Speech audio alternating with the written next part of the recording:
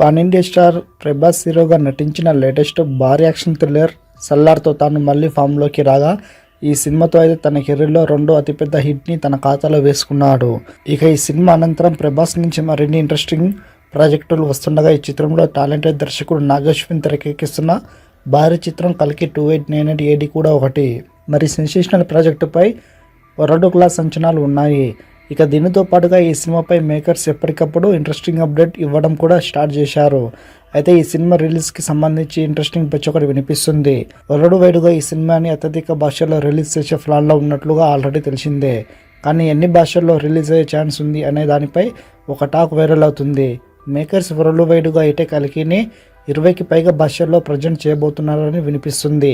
ఇందులో ఇండియాలోనే pan India భాషలు సహా నార్త్లో మరికొన్ని భాషలో కలిపి రిలీజ్ చేస్తున్నారని టాక్. మరి వీటిపై ఇంకా క్లారిటీ రావాల్సి ఉంది. ఇక ఈ చిత్రానికి సంతోష్ నారాయణ్ సంగీతం అందిస్తుండగా వైజయంతి మూవీస్ వారు భారీ బడ్జెట్తో నిర్మాణం వహిస్తున్నారు. మరిన్ని అప్డేట్స్ కోసం మన ఛానల్ని సబ్స్క్రైబ్ చేసుకోండి.